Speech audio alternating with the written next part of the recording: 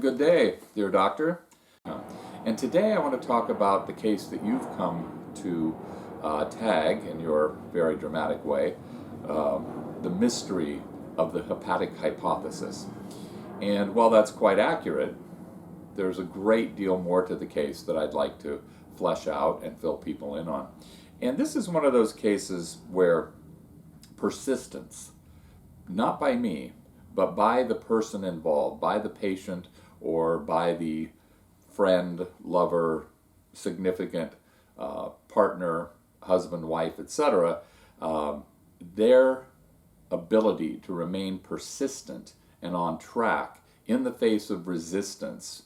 Now in this case, I had known the wife of the patient for about 40 years. We'd worked together at one time, knew her very well, had a great relationship, and periodically she would send her husband in, and usually that's the order of these things, is that the wife or girlfriend will send the boyfriend or husband in, almost against their will.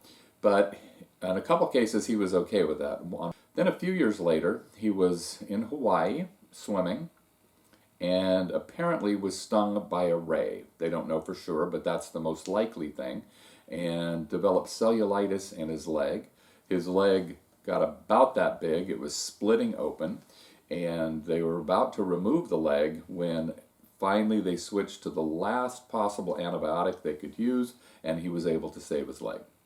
Voila. Now that's wonderful, except over the years, about every 3 months, he would get a return of the cellulitis, which is an infection in the limb, or it could be somewhere else, but in this case in his limb, and his leg would swell significantly, it would get very hot to the touch, it would become erythematous or red, and he would have to go in for another round of very, very intense antibiotics.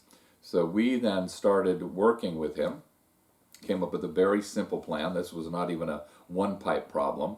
What we did is every month we would have him do 1 week of traditional Chinese medical antibiotics, which are much broader spectrum than most Western antibiotics, but not as strong. So they don't damage the digestion, the intestinal flora as significantly as do the Western antibiotics.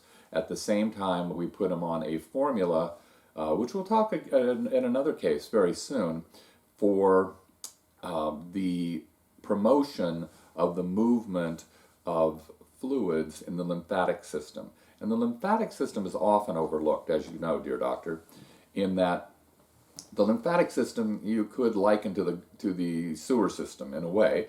Now, in your home, you definitely want electricity, right? You definitely want water. You definitely want gas if you have gas appliances, and we kind of make those a priority. But the one most important system is actually your sewer system. Anybody who's had a problem in that system knows that that's a quite significant problem. So we needed to clear out his lymphatic systems, and voila, went many years with absolutely no cellulitis return. So one day I'm in my office, and they did kind of an emergency appointment, came into my office, and I said, Jim, you know, you've got tremors. And he said, yeah, I know, I've had these for a few weeks, and sometimes they're worse, and then they kind of go away. And I took his pulses, felt some significant problems in his liver and gallbladder pulse, as well as some of the other organs being a little off, but the liver was the primary. And I said, Jim, I think you're going through DTs, delirium tremens, which is what happens when people are going through alcohol withdrawal. And he said, that's impossible. I've only been having 1 drink a day. I had 1 drink yesterday. And his wife, who's very intense, amazing human being, piped in and said, yeah, but every time he has 1 drink, he's totally drunk. I mean, just like he used to be when he was a heavy drinker and he'd drink half a bottle of scotch or more. He's at least as drunk now with only 1 drink. And I said, well, there's some reasons why some suspicions that arise from that. However, first, you need to go check yourself in so that you can get a hospital stay so that you can get over the DTs, because this can kill you. And so he said, okay, I'll go. And before they left, I told her do not leave the hospital without getting an ultrasound of the liver. Just don't leave. He needs an ultrasound. The only reason that he could, well, not the only reason, but the most likely reason that he'd be having these difficulties of not being able to tolerate alcohol is because his liver is partially destroyed, and you need to make sure that they get that checked. She said, okay. 4 days later, 3 days later, she calls and says, okay, they're discharging from the hospital. They did admit him. They treated him for the DTs, and now they said they want us to go home. And I said, Linda, don't leave without getting a visualization, probably an ultrasound of his liver. She said, okay. Now, she's a tough cookie, tough cookie. They came in and said, okay, you've got to leave now. And she said, I'm not leaving without getting an ultrasound of his liver. And they said, well, we're not doing that. And she said, then we're not leaving. And they said, well, then we'll security. And she said, that's a great idea. I'll call the police, and we'll let security and the police figure out what to do. Needless to say, they took him down for an ultrasound.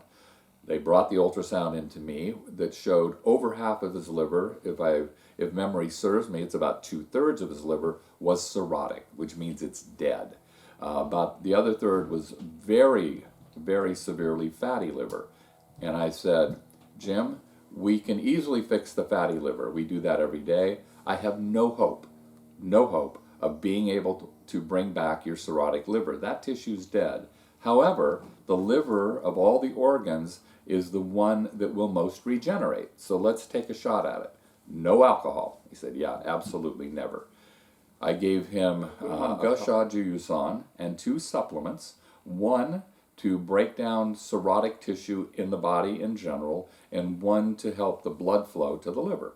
And I said, stay on these for a year, unless you have any difficulty, and then get checked in a year and come back to me. So, a year later, I get a phone call. Johnny, this is crazy. His doctor said his liver is perfect. He has no cirrhosis and no fatty liver. And I said, what else have you been doing, Linda? And she said, Johnny, all we did is your herbs and supplements, and we prayed every day. And I said, well, as much as I like to take credit for successes, in this case, you need to thank God. And that's where we left it. And I've seen them many times, and his liver is perfect. So thank you.